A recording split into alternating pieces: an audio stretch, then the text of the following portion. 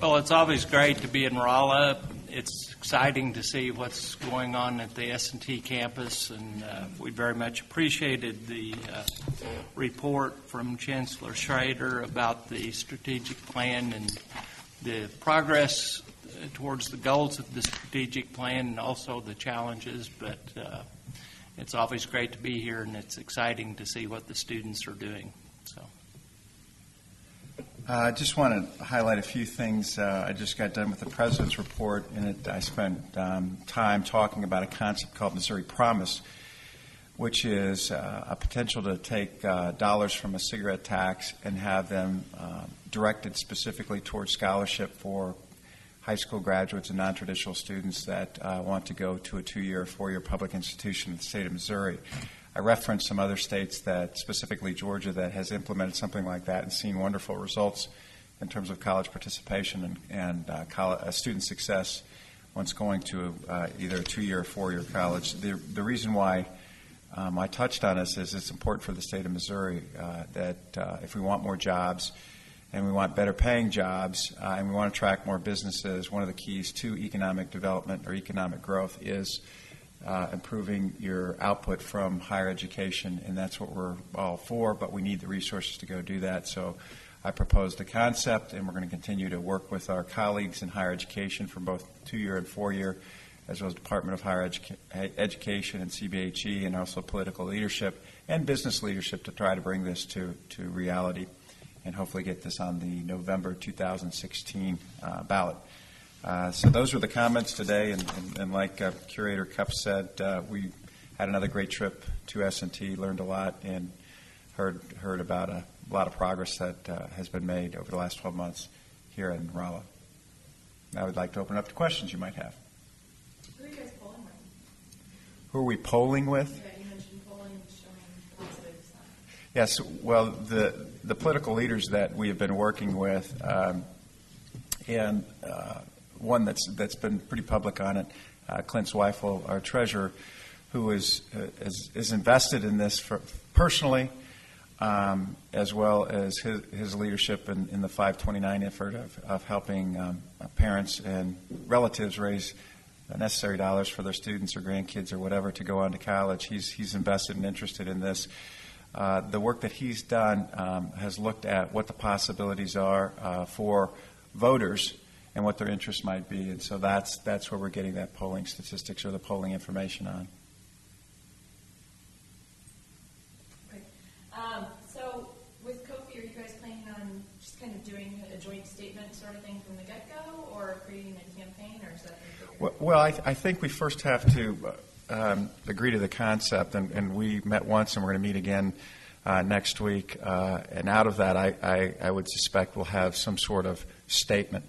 And our statement, we would like to be similar, if not exactly the same, as the 2-year leadership statement. And then we would see if CBHE would join on, just like they all joined on in the letter to the legislature in February of this year, requesting incremental investment in terms of higher education, both in core appropriation as well as capital with the bonding initiative that's out there.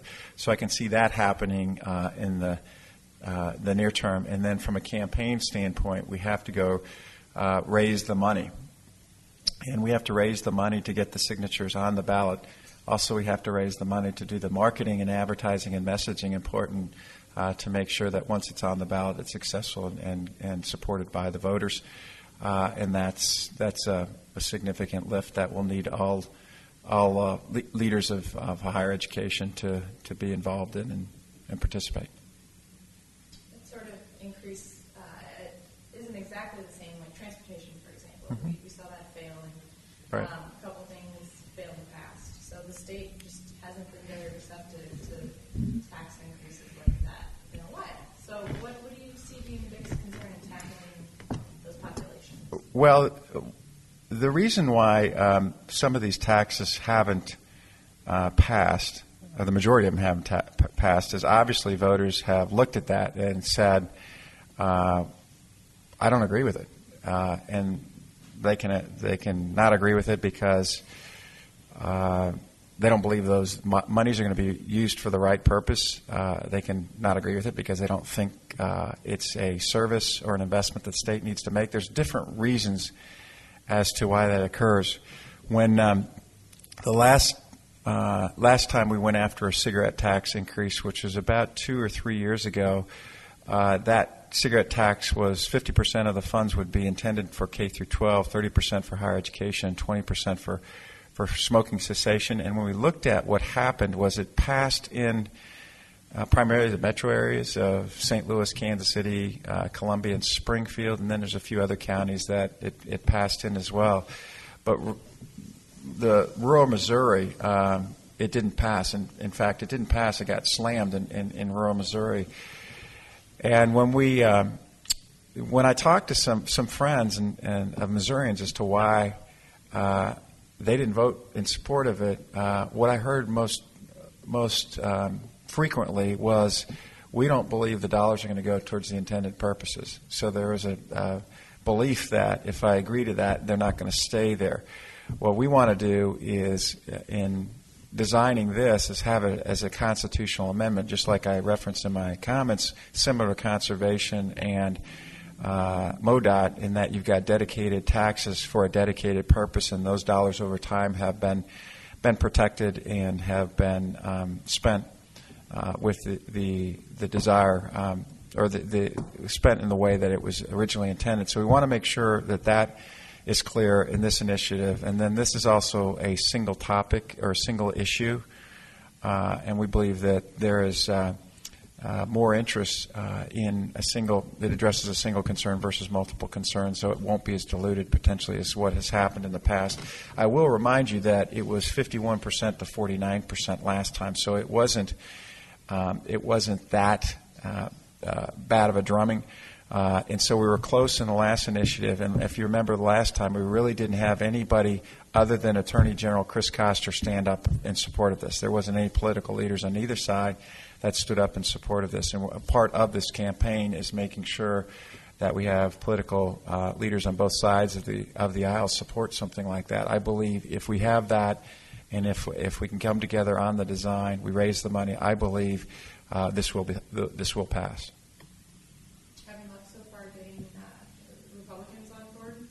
We've been talking to Republicans. There was one Republican that came out in support of it. Dave Spence in St. Louis made a statement.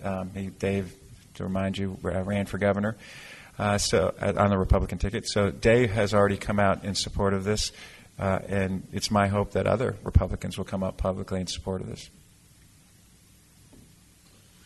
Anybody on the phone? Any media folks? Guess not. Thank you. Thank you very much. Thank you.